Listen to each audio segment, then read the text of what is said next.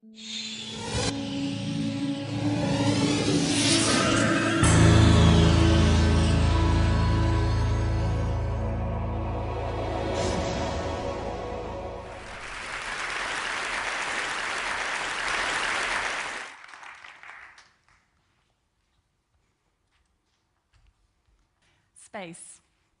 We all know what it looks like.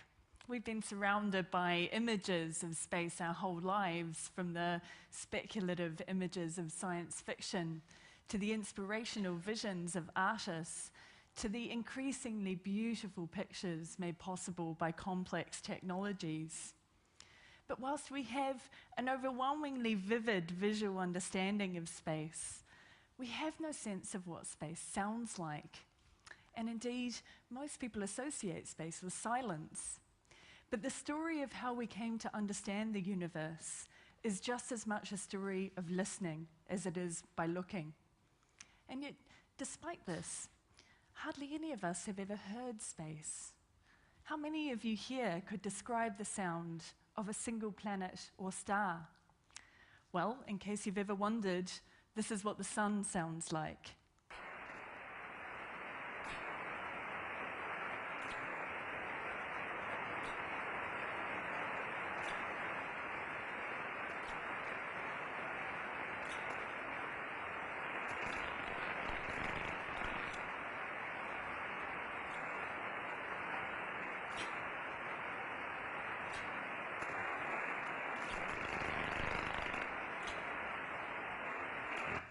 This is the planet Jupiter.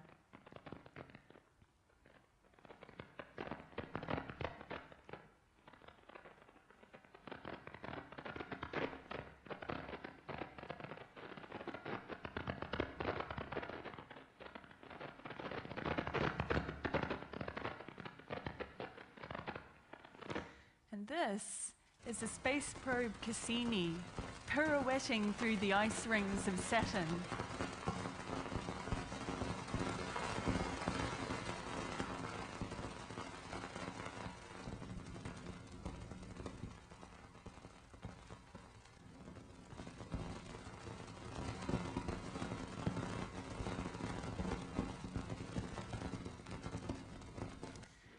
This is a highly condensed clump of neutral matter spinning in the distant universe.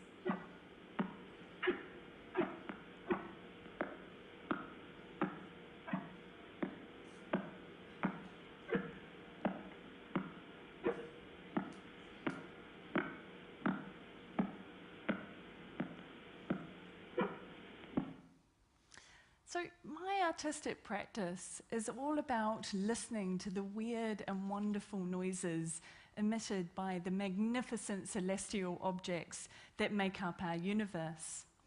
And you may wonder, how do we know what these sounds are?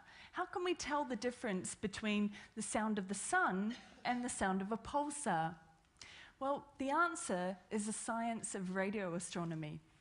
Radio astronomers study radio waves from space using sensitive antennas and receivers, which give them precise information about what an astronomical object is and where it is in our night sky. And just like the signals that we send and receive here on Earth, we can convert these transmissions into sound using simple analog techniques. And therefore, it's through listening that we've come to uncover some of the universe's most important secrets: its scale, what it's made of, and even how old it is.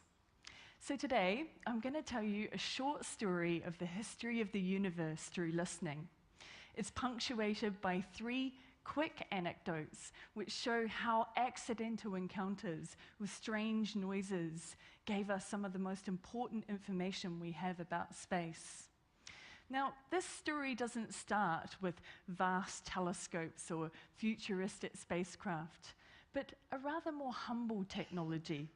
And in fact, the very medium which gave us the telecommunications revolution that we're all part of today, the telephone. It's 1876, it's in Boston, and this is Alexander Graham Bell, who was working with Thomas Watson on the invention of the telephone. A key part of their technical setup was a half-mile-long length of wire, which was thrown across the rooftops of several houses in Boston.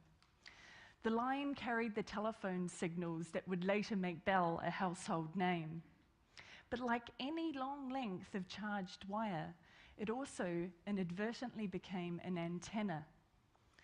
Thomas Watson spent hours listening to the strange crackles and hisses and chirps and whistles that his accidental antenna detected.